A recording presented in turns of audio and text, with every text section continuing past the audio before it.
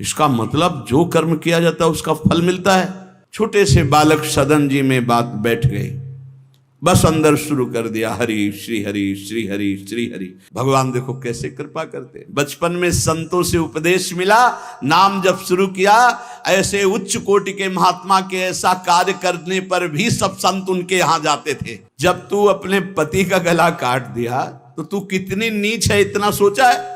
वैसे ही मैं तुझे स्पर्श नहीं करता, अब तो तुझे देखना भी नहीं। आप विचार कीजिए भक्ति में कितनी शक्ति है, कितनी अपार सामर्थ है। एक चरित्र में बड़ी विशिष्ट बात पाई गई। देखो सदन जी का जो जन्म है, इसी से हमें ये पता चलता है कि भगवान केवल भाव देखते, केवल भाव देखते हैं। सदन कसाई ताकि नीकी कसियाई, जैसे बाराबानी सोने की कसौटी कसियाई है। जीव को न बध करें ए पे कुलाचार ढरे, बेचे मांस लाए प्रीति हरि सो लगाई है। गंड की को सुत बिन जाने तासो तोल्यो करे, भरे दृग साधु आनि पूजे पे न भाई है। कही निस सुपने में वाही ठोर मुंह को देवो, सुनो गुण गान रिझो ही की सच्चाई है। सदन जी का जन्म कहाँ हुआ? कसाई कुल में, जहां पशुओं का वध करना एक स्वाभाविक वृत्ति है, निंदनीय किसी भी जीव की हिंसा करना निंदनीय कार्य है। देखो पर कभी कभी ऐसे महापुरुषों का प्रभाव प्रकाशित होता है कि कुल कर्म छू भी नहीं सकते। सदन जी जैसे स्वर्ण कसौटी पे कसा जाए तो खरा निकले, ऐसे खरे महाभागवत थे। उनके हृदय में एक बार कुछ रिश्ते नातेदार आए, बच्चे ही थे, तो पिता एक छोटा बछड़ा लाए थे। वहां तो कटते ही रहते थे। पिता ने कहा कि ज्यादा तो इसमें मांस नहीं, इसकी टांगों में मांस है, पहले तो फिर अपने अतिथि का स्वागत करते हैं। सदन जी ने जब सुना उसके पास गए तो लिपट कर रोए। बच्चे थे, बछड़े से ऐसा ऐसा मेरे पिताजी कह रहे हैं तुम्हें काटा जाएगा, और ऐसे दुलार कर रहे थे। बछड़े के भी देखा आंसू निकल रहे। हर जीव को पता है, कष्ट का पता होता है। तो उसने कहा एक भागवतिक महापुरुष का जीवन बदलना है, इसलिए मानो बछड़े ने कहा कि तुम अपने पिताजी से कह दो, उचित तो यह है कि पहले मेरी गर्दन काटे। तो सदन जी ने कहा ऐसा क्यों? बोले क्योंकि मैं पूर्व में ऐसा था, तुम्हारे पिताजी पशु थे और मैंने इनकी गर्दन उड़ाई है, तो मैं अब पशु बना हूं, इनसे कह दो तुम्हें गर्दन ही काटनी चाहिए, पहले जिंदा टांग मत काटो, मैंने तुम्हें इतना कष्ट पूर्व में नहीं दिया था, सीधे गर्दन काटी थी। इसका मतलब जो कर्म किया जाता है उसका फल मिलता है पक्का। मैंने पूर्व में तुम्हारे पिता की गर्दन काटी थी इस जन्म में, इसीलिए मुझे पशु बनना पड़ा, और तुम्हारे ही पिता मेरी गर्दन काटेंगे पक्का, तुम रोक नहीं सकते क्योंकि वो विधान है। पर वो पहले टांग ना काटे, पहले गर्दन काटे। अब ये घटना उनको बहुत छुई। जीव को अपने कर्म का फल भोगना पड़ता है जन्म जन्मांतरों में। बच्चे ही थे, कुछ संत मंडली जा रही, यही है मत की रति गति भूति भलाई, जब जे जतन जहां जे पाई, सो जानो सत्संग प्रभाव। सत्संग का एक अमोघ प्रभाव होता है। वो संतों के सामने गए, चरणों में लौट गए, बालक थे। संत जनों ने उठो उठो बच्चे, तो रोते हुए बोले कि हर कर्म का फल जीव को भोगना पड़ता है, कोई ऐसा साधन है जिससे कर्म का फल ना भोगना पड़े और जीवन मुक्त हो जाए, जीव मुक्त हो जाए? उनका भगवान का निरंतर नाम रटना, श्री हरि हरि नाम निरंतर रटे और स्वयं किसी जीव को कष्ट ना दे और संतों का संग करता रहे तो जीवन मुक्त हो जाएगा। बस छोटे से बालक सदन जी में बात बैठ गई, बस अंदर शुरू कर दिया हरि श्री हरि श्री हरि श्री हरि। संतों की बात मान ले तो परम पद जेब में है। अब पिताजी जब तक रहे तब तक वो वध करते रहे जीवों का, लेकिन सदन जी ने कभी किसी का वध नहीं किया। वो कुल परंपरागत मांस खरीद लाते और उसी को मुनाफा करके बेचते और परिवार का पोषण करने लगे। एक दिन ये रास्ते में आ रहे थे तो किसी साधु का बटुआ ढीला होगा तो शालिग्राम भगवान गिर पड़े थे। इन्होंने उठाया कि अच्छा चमकता हुआ कोई पत्थर है, तो शालिग्राम भगवान को लाए। तो उन्होंने अंदाज में कि आधा 1 किलो के वजन का काम तो करेंगे, तराजू में रख दिया। हरि श्री हरि श्री हरि श्री हरि, हर समय नाम जपना। ये तो बचपन से शुरू था संतों की कृपा से। और भगवान से अंदर से समर्पण था। ये नहीं जानते थे कि शालिग्राम भगवान है, देखा ही नहीं था कभी भगवान के शालिग्राम रूप को। अब जैसे कोई कहता कि 5 किलो दो तो 5 किलो शालिग्राम बन जाते, 2 किलो तो 2 किलो दो। अब तो बहुत बढ़िया काम की बाट बदलने की जरूरत नहीं, एक ही बाट में जितना मांगो उतना दे देंगे और ठीक वजन उतना ही होता, कभी किसी को संशय नहीं हुआ। एक दिन वो संत समागम करते ही थे तो एक संत भगवान आए। कोई इनके यहाँ ये भेद नहीं मानता था कि ये अमुक कुल के, क्योंकि इतने महाभागवत थे। संतों के चरणामृत लेना, उनके पास बैठकर सत्संग करना, तो संत जन इनके यहाँ आकर के बैठते थे, इनके यहाँ आकर के थोड़ी देर भगवत चर्चा, बड़े उच्च कोटि के भाव सदन जी के प्रकाशित थे। तो एक संत भगवान ने देखा कि ये तो बड़े सिद्ध शालिग्राम हैं, इनमें तो चक्र का चिन्ह भी है और ये इससे मांस तोलते हैं। अश्रुपात होने लगे संत जी के कि ऐसा अनर्थ करते हो तुम, भगवान के भक्त हो। संत जी ने सदन जी से बताया कि ये जानते हो तुम्हारे बांट नहीं है, स्वयं शालिग्राम भगवान है, और इतना घृणित कार्य कि तुम इनसे एक तरफ मांस और एक तरफ शालिग्राम। बड़ी बड़ी उनको व्यथा हुई। सदन जी ने कहा मुझे कुछ पता नहीं, मैं नहीं जानता, मेरे लिए तो ये बहुत सिद्ध बांट है, मैं जितना ग्राहक मांगता है उतना ही, आधा किलो तो आधा किलो, 5 किलो तो 5 किलो बन जाते हैं। आप देखो अपने कुल कर्म को कर रहे हैं और नाम जप कर रहे हैं और संतों की कृपा है।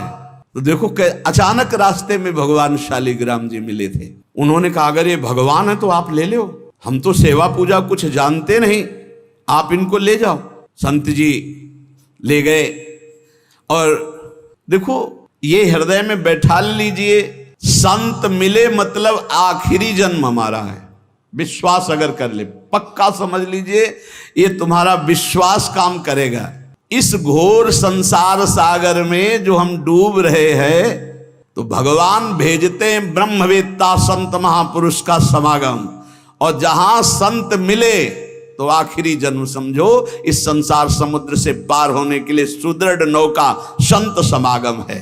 संतों के चरणों का सानिध्य मिला तो देखो सदन जी हरिनाम जपने लगे, सदन जी के हृदय में संतों के प्रति प्रियता बढ़ी, शालिग्राम भगवान मिल, सब बानक बन जाता है। अब संत जी शालिग्राम भगवान को ले गए, एकांत में जाकर के भगवान का पंचामृत से अभिषेक किया और इसके बाद वेद की स्तुति की, पुरुष सूक्त, शास्त्र शीर्षा पुरुषा सहस्राक्षा शास्त्रपात। भगवान को बिल्कुल अच्छा नहीं लगा।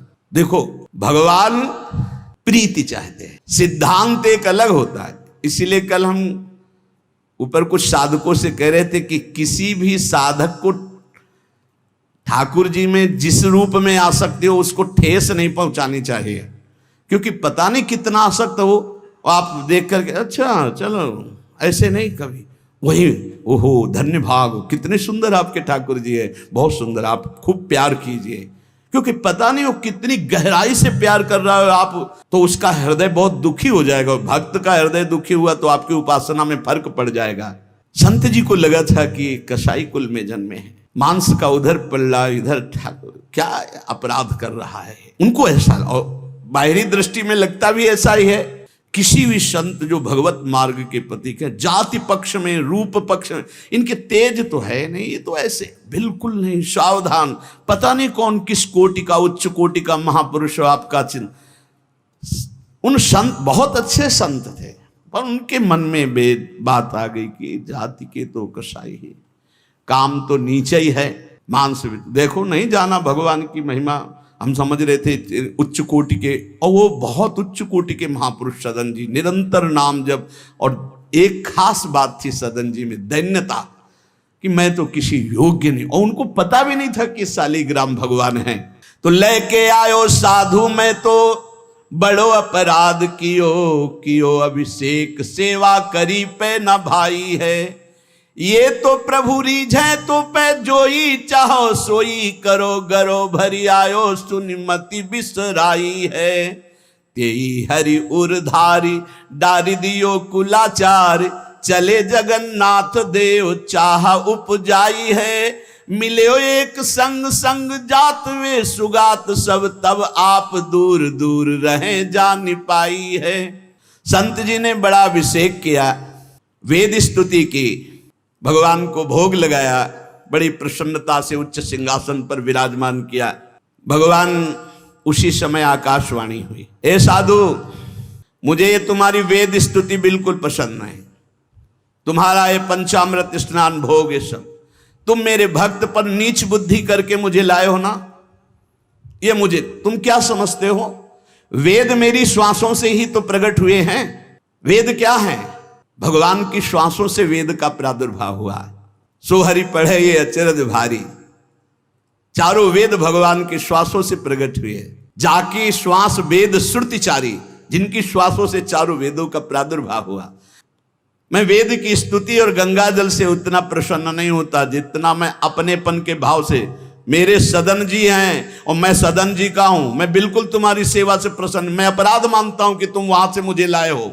साधु जी यह बात सुनकर एकदम घबरा गए।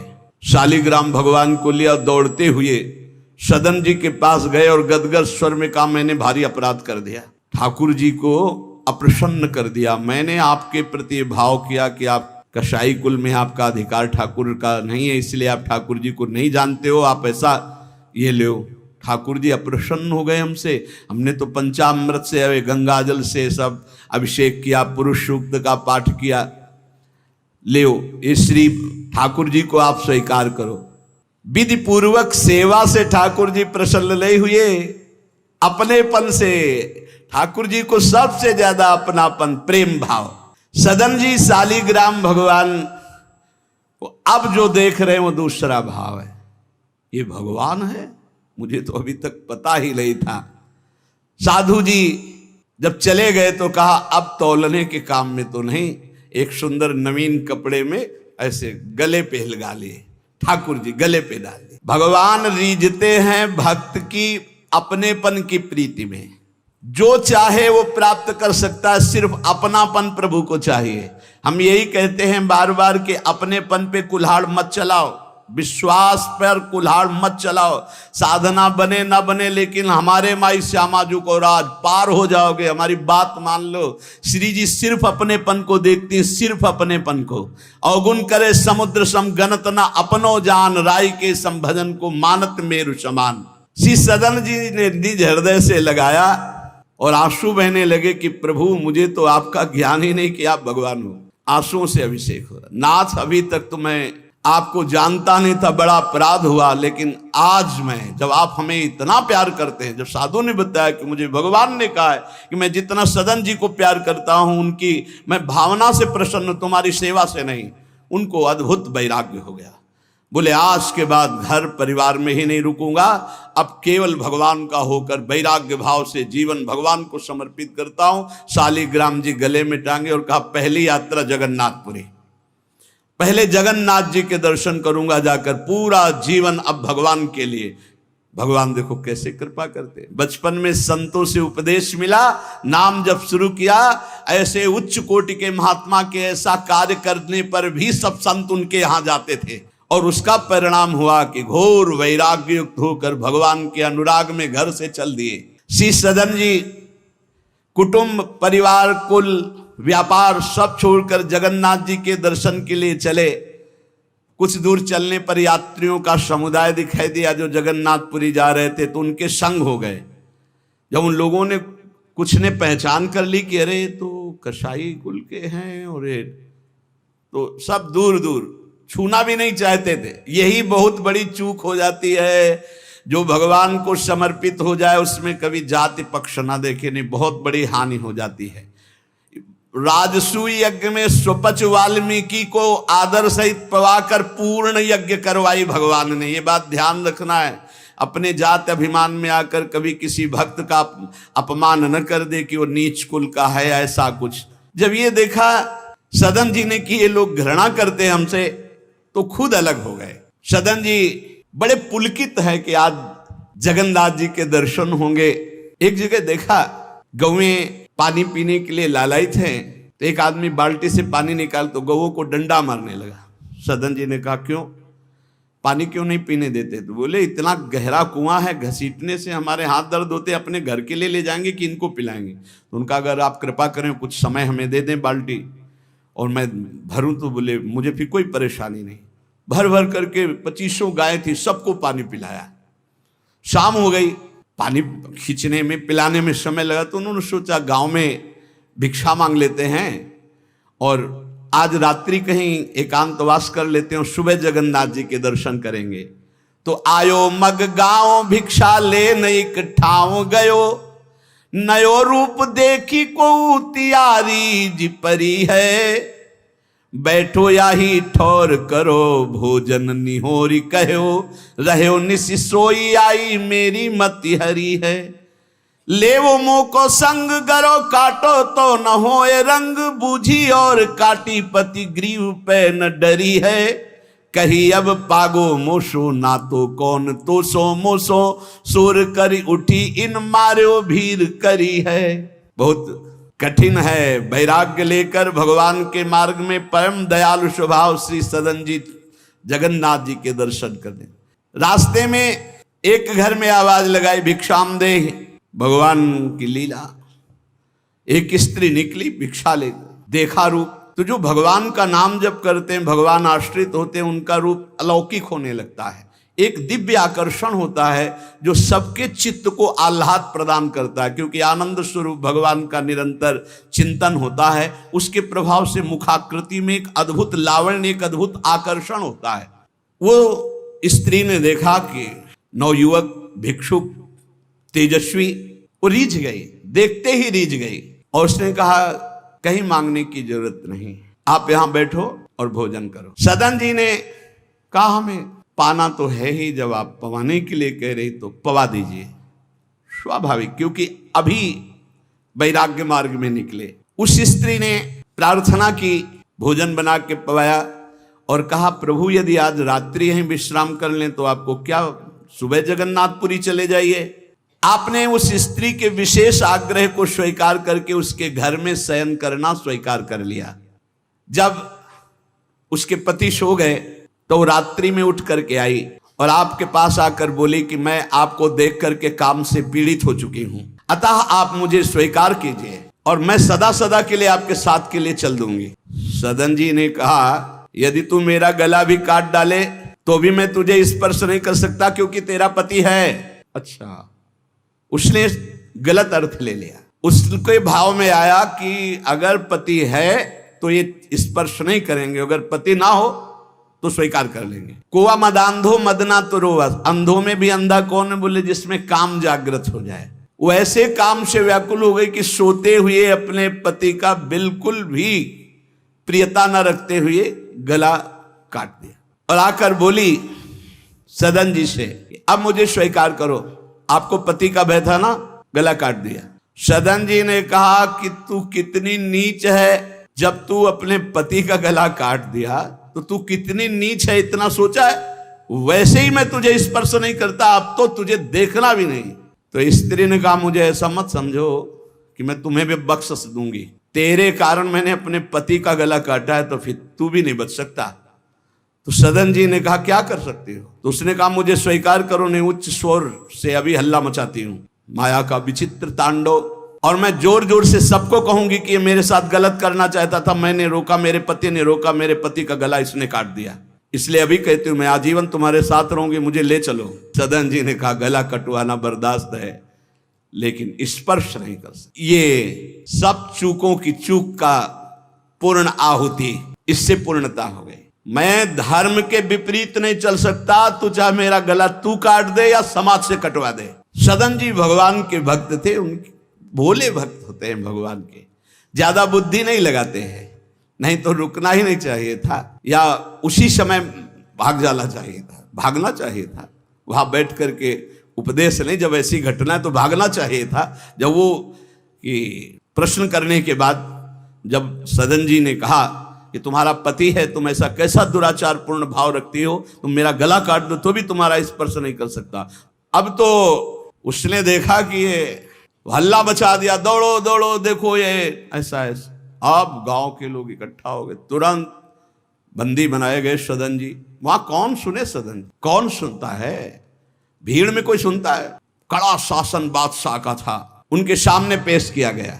हाकिम पकड़ पूछे कहे हंसी मार्यो हम, डार्यो सोच भारी कही हाथ कत डारी, कट्यो कर चले हरि रंग मांझ झिले, मानी जानी कछ चूक मेरी यह उर्धारिये, जगन्नाथ देव आगे पालकी पठाई लेन, साधना सो भक्त कहा चढ़े ना बिचारिये, चढ़े आए प्रभु पास सुपनों सो मिट्यो त्रास, बोले दे कसौटी हूं पे भक्ति विस्तारिये। जब सामने बादशाह के पेश किया गया सदन जी को, पूछा गया स्त्री से क्या दोष है इनका। बोले साहब ये हमारे प्रति गलत भाव रख रहे थे, मेरे पति ने मेरी रक्षा की तो इन्होंने पति का वध कर दिया, फिर मेरे साथ तो मैंने हल्ला मचा दिया, फिर ये बंदी बनाकर आपके सामने ले गए। सदन जी से पूछा तो हंस दिया, उस स्त्री की तरफ देख के हंस दिया कि भगवान क्या लीला करना चाहते हो।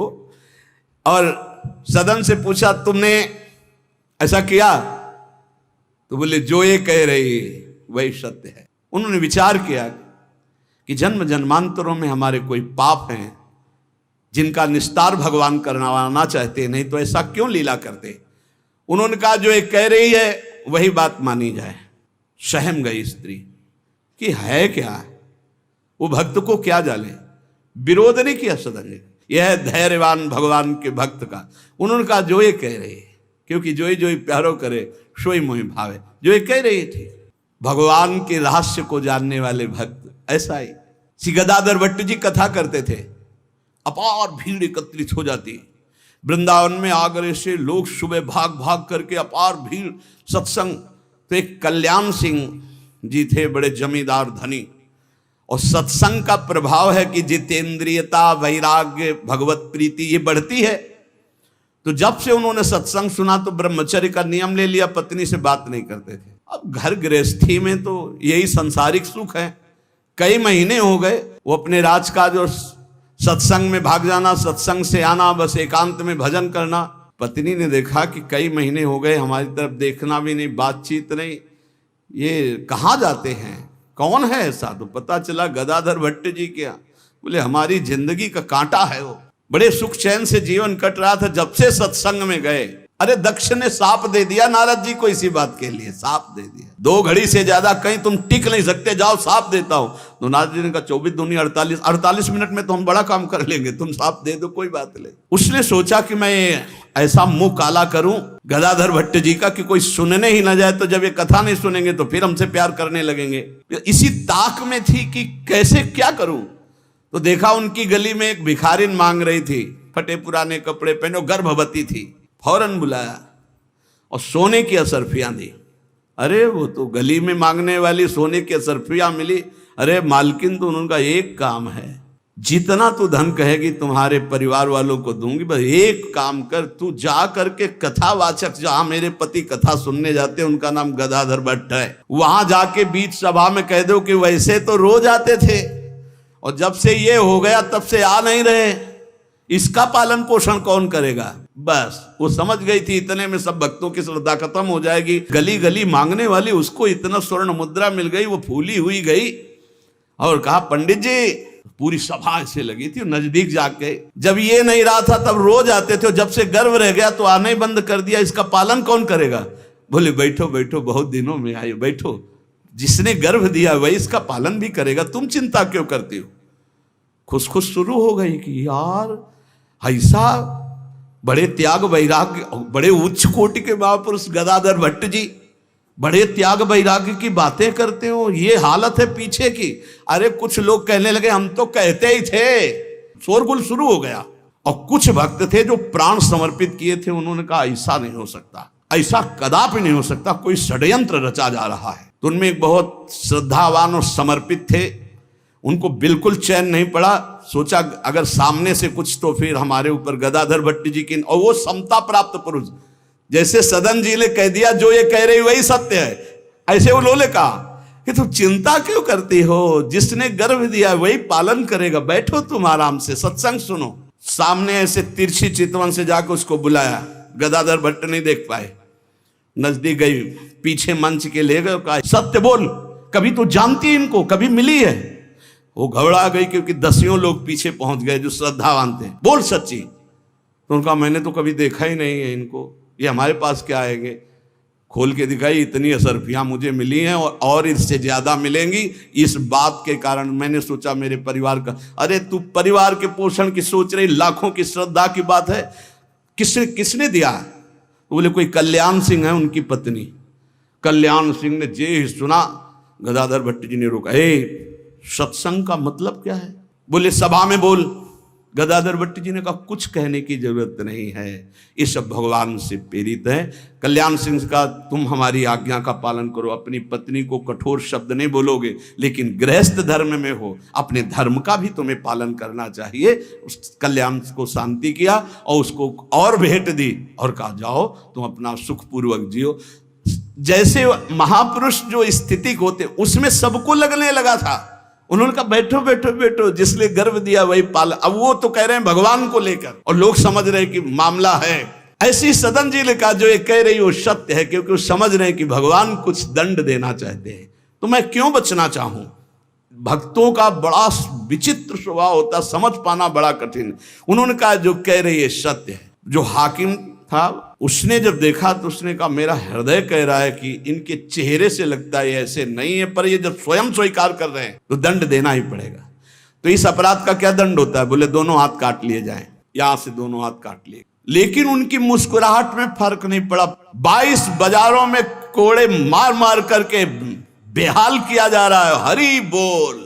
हरि बोल के सिवा एक शब्द नहीं निकला ठाकुर हरिदास जी की। आप विचार कीजिए भक्ति में कितनी शक्ति है, कितनी अपार सामर्थ्य है। इतनी बार कष्ट दिया गया प्रहलाद जी को, एक बार भी हरि से शिकायत नहीं की। हर बार हरि हरि हरि, हर समय मतलब बलिहारी है इन महाभागवतों की जो भगवान के लाडले हैं। माया पर विजय प्राप्त करके दिखा दिया इन्होंने कि चाहे जितना सताओ, हरि के भक्त में ना हरि से प्रश्न है और ना सामने वाले पर कोई शिकवा शिकायत। दोनों हाथ काट लिए गए, मुक्त कर दिया गया, इसलिए कि वैष्णव है, भगवत भक्त है। अपराध बन गया तो हाथ काट लिए गए, उनको जेल आदि नहीं, भगवान के चीज। अब रक्त श्राव हाथों से हो रहा है। जय जगन्नाथ, जय श्री हरि, जय श्री हरि। यात्रा नहीं रुकी जगन्नाथ जी की। जगन्नाथ जी ने तत्काल अपने पार्षदों से कहा मेरे महाभागवत सदन जी आ रहे हैं, तुरंत पालकी लेकर जाओ और उनको बैठाल के लाओ। जगन्नाथपुरी में प्रवेश ही किए थे कि पालकी लिए हुए पार्षद दौड़े, कौन से सदन जी हैं, सदन भक्त किनका नाम है? तो उनका सदन तो इस अधमदास का नाम। पालकी पे बैठो जगन्नाथ जी। अरे उनका कैसे पालकी, भगवान की भेजी हुई पालकी में, पालकी को साष्टांग दंडवत किया ऐसे कि भगवान की नहीं, जबरदस्ती भगवान के पार्षदों ने उठा के पालकी में। जय जगन्नाथ। सदन जी सोच रहे कौन सी लीला है, वहां हाथ कटवा रहे। या इतना बड़ा सम्मान कि किसी को नहीं मिल सकता। जगन्नाथ जी के पार्षद पालकी लेकर जब जगन्नाथ जी के सामने गए तो आंख में आंख मिलाई और कहा प्रभु इच्छा तो थी कि हाथ जोड़कर आपको, पर अब हाथ ही नहीं। तो ऐसे ही जीव किया तो जैसे स्वप्न में दुख मिला था जागते ही खत्म हो जाता है, ऐसे ही कोई पीड़ा नहीं, कोई हाथ कटे नहीं, पूरे नवीन हाथ और साष्टांग भगवान को दंडोत। भगवान ने कहा कि तुम हमारी कसौटी में पास हुए, जाओ तुम्हारे द्वारा इस जगत में भक्ति का विस्तार हो। जो तुम्हारे लीला चरित्रों का गायन करेंगे, जो तुम्हारे भाव, तो तुम उनके अंदर भी जैसी तुम्हारी सामर्थ्य भक्ति की वैसी भक्ति की जागृति हो।